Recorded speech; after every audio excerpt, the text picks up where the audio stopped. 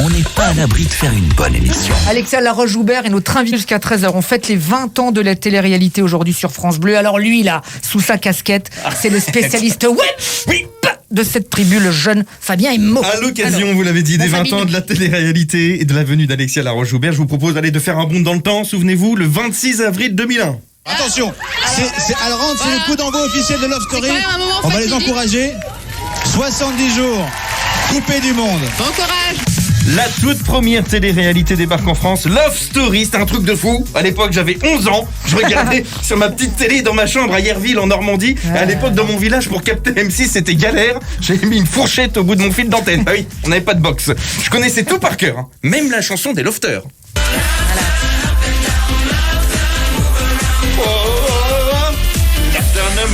Ah, je me souviens de ce phénomène de société, car tout le monde regardait, tout le monde en parlait, même les hommes politiques. À l'époque, on avait grillé Laurent Fabius.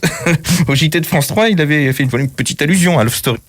Vous savez, cette affaire de la cohabitation, ça commence comme Love Story, et puis ça finit comme le maillon faible, en général. Bon, si ça finit pas dans la piscine, tout va bien. Oh là là. Quel déconneur. 2001, l'année de la télé-réalité. Après le Loft, Koh-Lanta est arrivé. Le générique n'a pas trop changé d'ailleurs. Premier générique de Koh-Lanta. La première saison s'appelait Les Aventuriers de Koh-Lanta et c'était présenté à l'époque par Hubert Auriol. Et ce qui est fou, c'est que 20 ans après, Koh-Lanta est toujours à l'antenne, avec chaque année des candidats emblématiques. Moi, je me souviendrai toujours du mec qui a voulu égorger une chèvre. Séquence incroyable. La chèvre de Mohamed provoque un véritable débat chez les Koumo.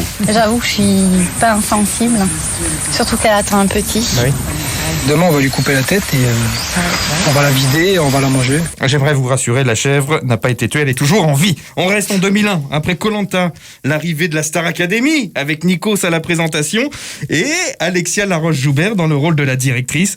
Alexia, une directrice très sympa, qui lâche pas ses mots. Hein. Certains élèves ont pris cher à l'époque. Ça fait 3 semaines que tu n'évolues plus. Dorénavant, je ne veux pas que tu arrives en retard au cours. Moi, j'en ai marre de t'avoir dans mon bureau, systématiquement, à l'issue des nominations. J'ai vu arriver, je te jure, ça débordait de partout. Ça fait 2 mois que t'es ici, ça fait 2 mois que tu grossis à vue d'œil. Si je te le dis pas, voilà, ça fait toujours plaisir, Alexia. Non, voilà, mais ça ne rigolait pas à l'époque, tu vois. Maintenant, c'est le bordel. 20 ans après, je suis tombé sur un épisode des Marseillais à Dubaï. Ils auraient bien besoin d'une directrice comme vous, Alexia, pour leur serrer la vis. Pour résumer, tiens, les Marseillais à Dubaï, si vous ne connaissez pas, c'est une émission entre la télé-réalité et un spectacle d'humour. Combien de lettres se compose l'alphabet? 15, 14.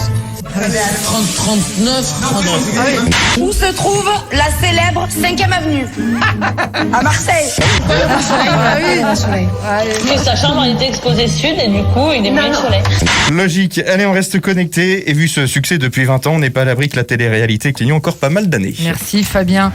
Retrouvez tout France Bleu sur francebleu.fr.